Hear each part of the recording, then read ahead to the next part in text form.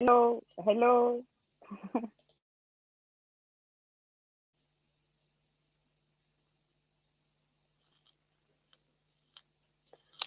Hi, Hello, Umairia. everybody. Hi, Isha. Thank you so much for giving us time today. So, Isha and I met here in Australia. So she was doing her PhD when we met first time in Supergroup in University of Sydney.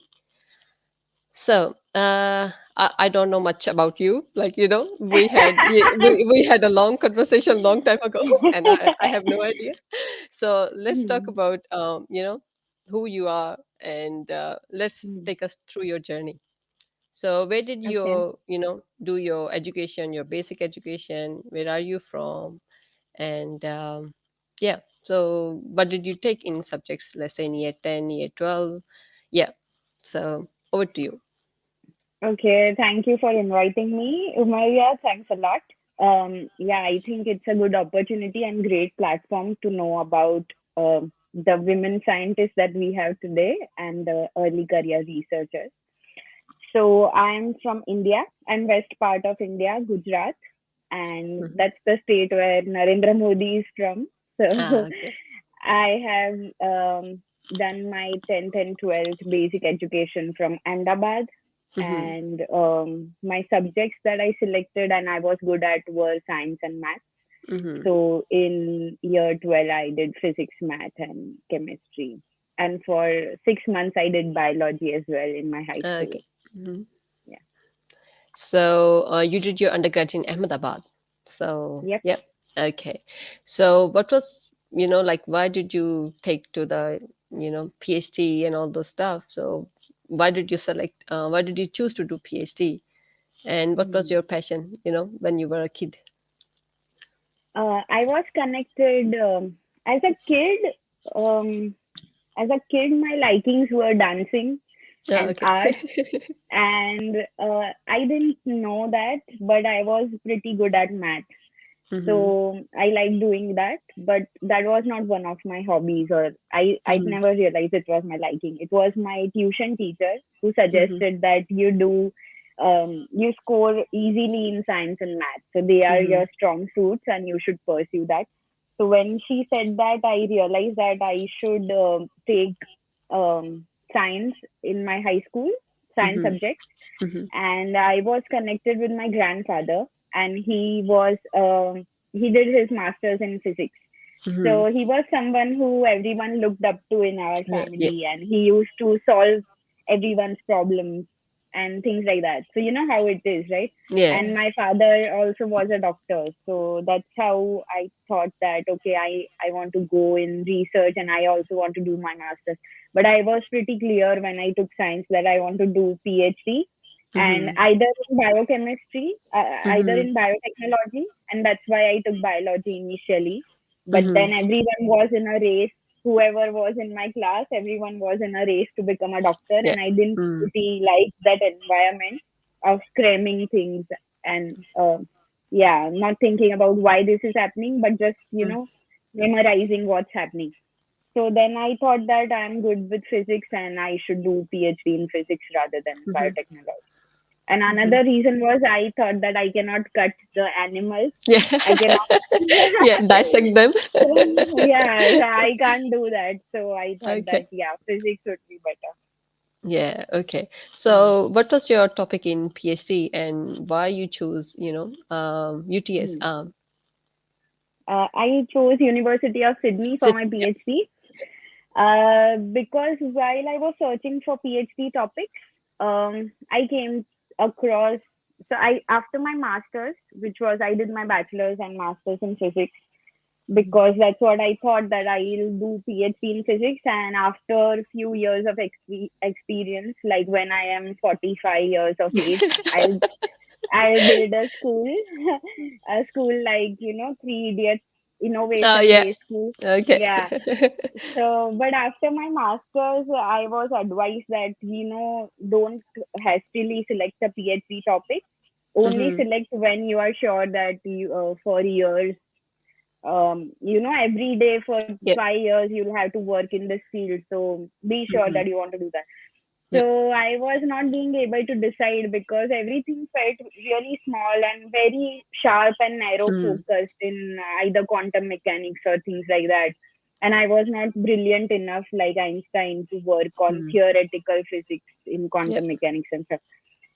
So for the experimental part, there was no calling, Mm-hmm. and then I thought that I came across Derek Muller's video, Meditation Yep. channel on Yep. YouTube. Mm-hmm.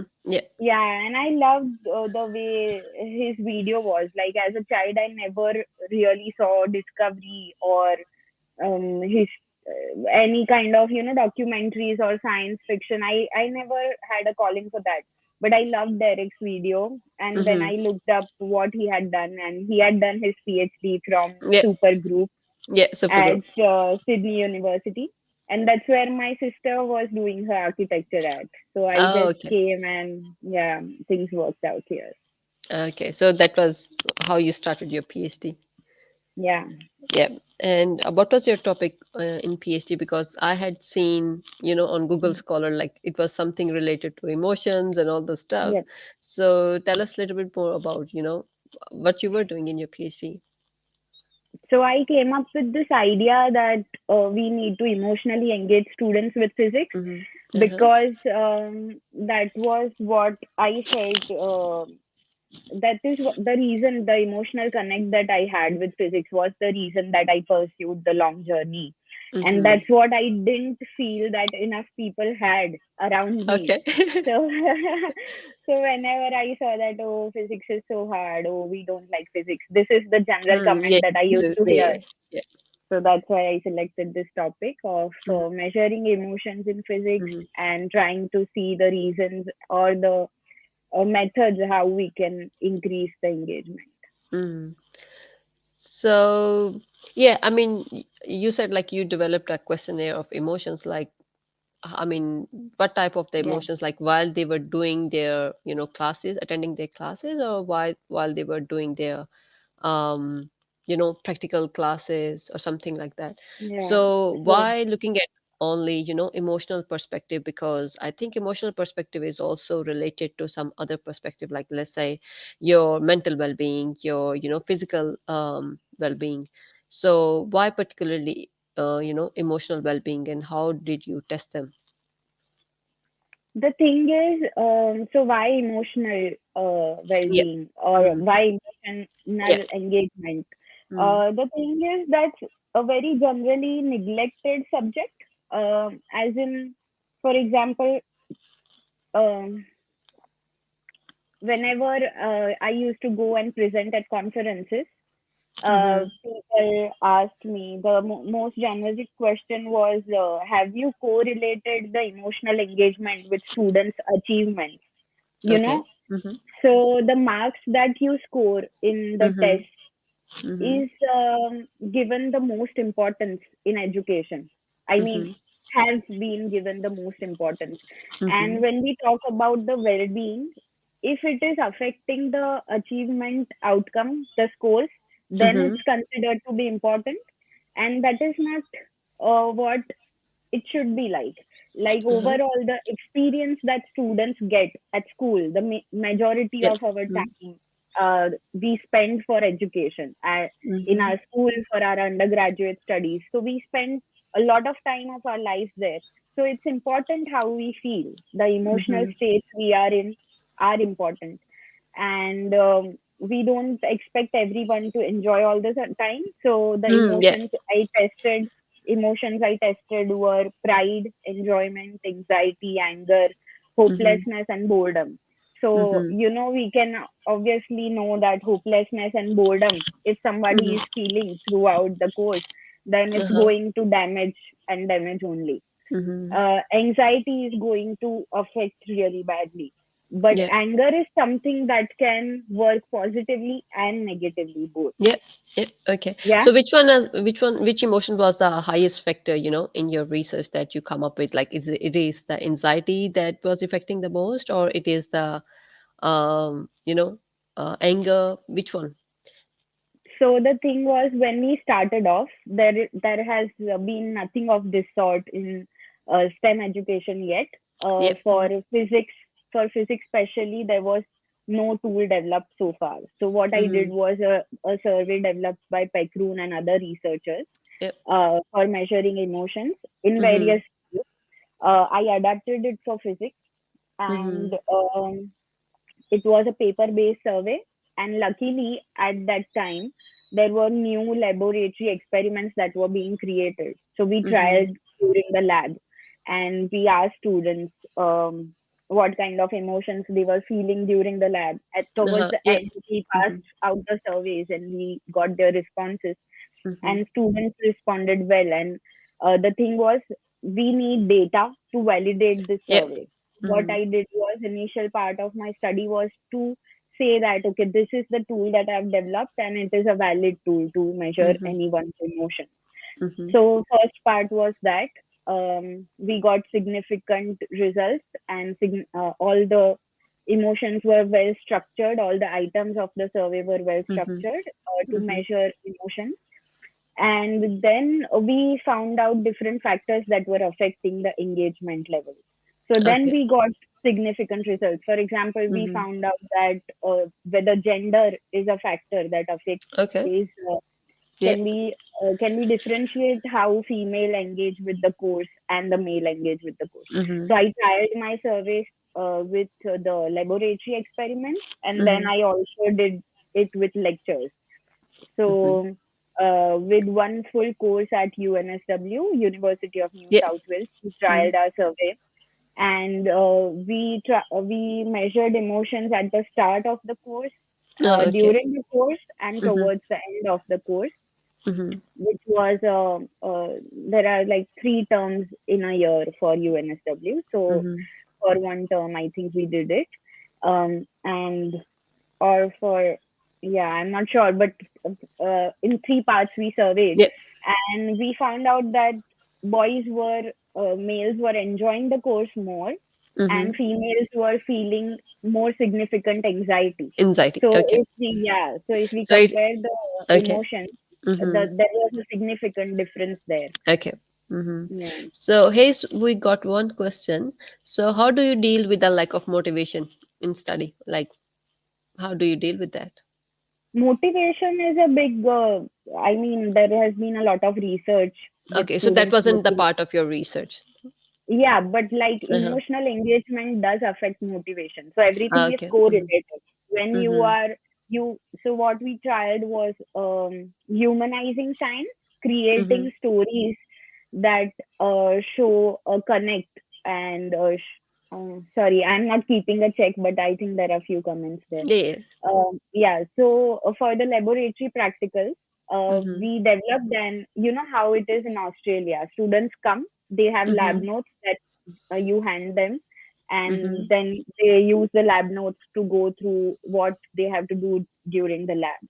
Mm-hmm. So as we all know that it's a black and white thing generally. There are less Mm-hmm. pictures in a laboratory, Yeah, yeah, yeah. experimental notes So and these are stuff. just basically a prac books that we Yeah, get. Yeah. Mm. yeah. So it's just all the methods are written that Yeah. this is your next Mm. step and this is.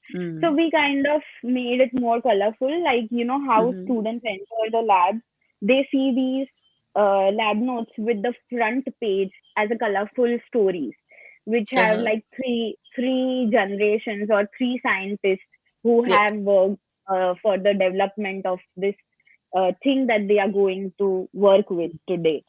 So Okay. how this concept came into picture, a little story, not with and story, not Mm-hmm. like historical facts. Yeah, yeah. So then that kind of engagement when we generate, that Mm-hmm. motivates students because they feel welcome, especially with Uh-huh. women.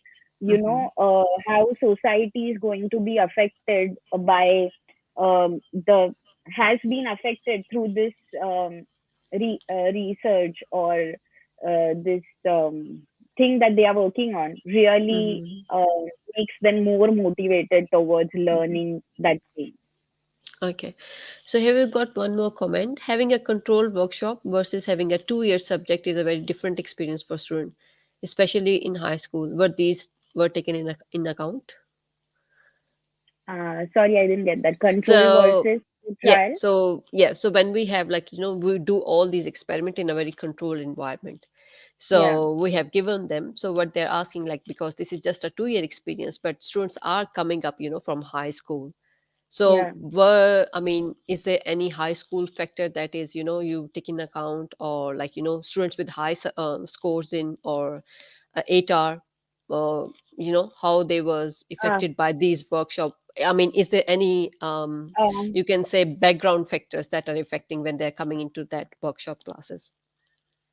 yes. So the level of training of physics that they have gone through in their high school, or their that determines their level. So there are three Hmm. levels. The people who have not done foundations in their Yeah. high school, Mm, I yeah. think they take the fundamental course. Yeah. Others Yeah. take Yeah. technical course. Mm. So in our research, we targeted all these audiences. All the Okay. students were Mm-hmm. surveyed, and Mm-hmm.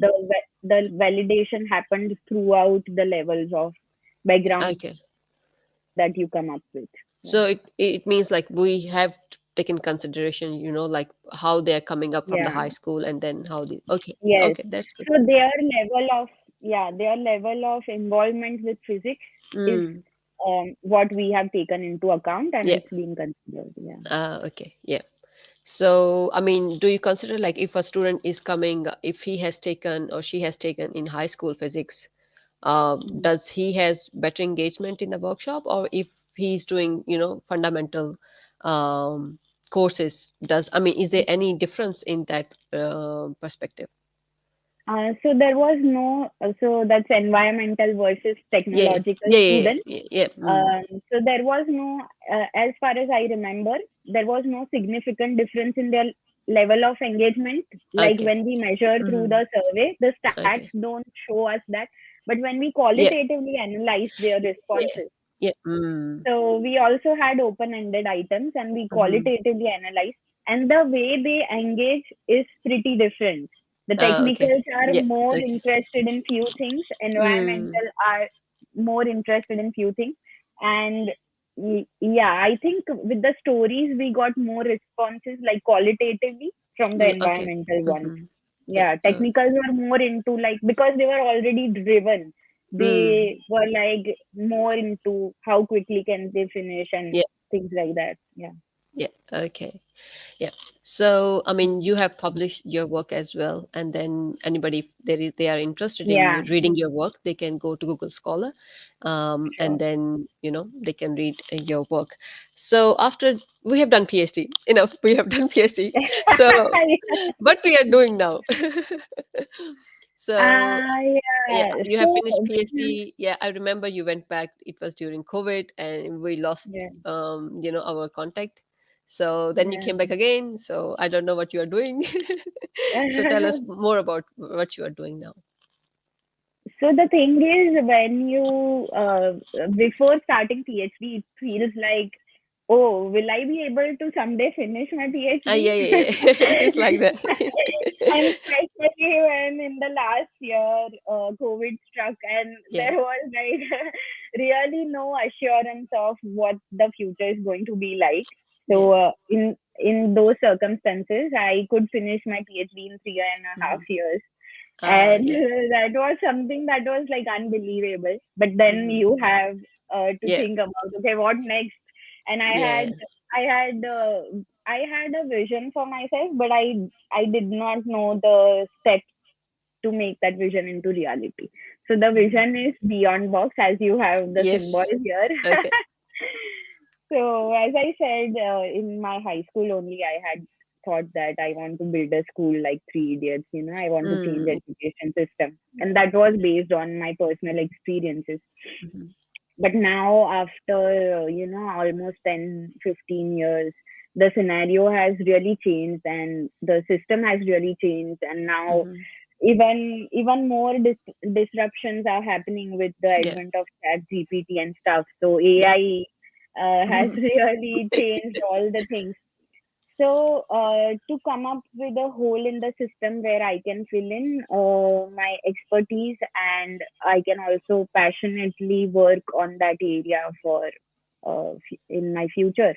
Mhm. I am looking at different aspects. I'm learning different things that are happening, Mhm. and uh, I'm trying to set up my STEM club in Australia and in India. Mm-hmm. So yeah, Okay. currently that's what I'm doing. But there Mm-hmm. is a lot to the edtech business, and Mm-hmm. um, to be sustainable in this field, Mm-hmm. to be doing the good work and Okay. doing the right things. I think yeah, that's what I'm Mm. looking at right So you are doing the Beyond Box. So, now. I mean, what are the services you are providing? What is that for? What is your, targeted audience for Beyond Mm, Box? It is for kids. It is for, year mm. 12, year 11 students. How you are dealing with that? So because I've worked with the whole range of students, I've done Mm-hmm. about 35 workshops Mm-hmm. with primary level to year 14 kids. Okay. And I have, during my PhD, I've also worked for undergraduate students, and I've taught as a tutor at the university for almost Mm-hmm. 4 years, part time. So, so I felt that I am confident for all the ages, but where my Mm-hmm. relevance is, where as a business I should start working. So those things are what have been on my mind, and I've been Okay. trialing with. But I'm starting with 7 to 12 years of age students, Mm-hmm. and Mm-hmm. slowly building my. So all the edtech business these days cover K to 12 K to 12, the whole schooling system. So that's Yeah. what Okay. my target is as well. And Uh-huh. yeah. Yeah, that's good. So, yeah. Anything else that you want to add up, like how you are doing? I mean, you are providing the services for Beyond Box in Australia as well, or you are still building up this one? Yeah, just building up here. Mm-hmm. I'm hoping to start with community libraries and the Okay. maker spaces. So, and that's very different to what I can do in India. In Mm-hmm. India, I have to do it on my own. Mm-hmm. So, there's less of a collaboration space in Ahmedabad. Mm-hmm. So, yeah, there are different ways that can work, and I'm just trying to see what works. And meanwhile, I'm also looking at getting affiliated with any research institutions in Australia Mm-hmm. where I Uh-huh. can collaborate to policy reform or the curriculum development for STEM education. Oh, okay. That's very interesting. So Yeah, I think you are also doing some volunteer work at CSIRO here in Australia. yeah. So what is that you are Yes. doing? So they have in Australia. I feel that there are a lot of interesting initiatives, Mm-hmm. um, which are like in collaboration with the research institutions, government level, and it reaches out to the community. So Mm-hmm. CSIRO is a science research Mm. institution, and it has this science outreach that they are doing, Mm-hmm. and they have this program called STEM professionals in school. So I'm a Mm-hmm. STEM professional, and I can be of help to any school as a volunteer Mm. Yep. Okay. and help them develop and run their STEM program. Oh, So okay. yeah, I have volunteered there, but I've Mm. just come to Melbourne about a month and a half ago. So I'm trying to figure out my ways to that. Yeah, that's very good actually. And here's a comment for you. Like if this platform, like if any student coming up from Young Innovators, Mm. for a session with our student, will you consider it? Yeah, definitely for STEM education. Yeah. Yeah, definitely. Mhm. So, I mean, to be a STEM professional, what do you do? Like, would you recommend any females who want to come, who want to, do this sort of work that you are doing, want to connect with you?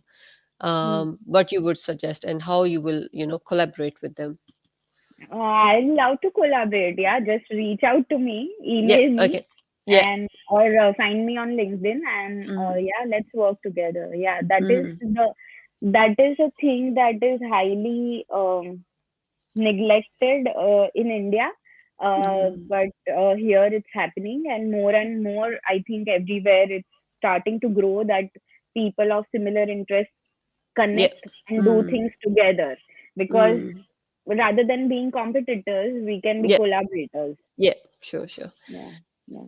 So I think that was a very informative session with you, Isha. And I would like to, really thankful to you for all the time you gave to us today, Thank and I would you. like to thank to my sponsors as well, Shaukat Khanam, Young Innovators, and NIDUS Group as well. So thank you so much, and enjoy your evening, everybody. Bye. Thank you, Isha. All right. Bye. Thank you. Thank you, Maria.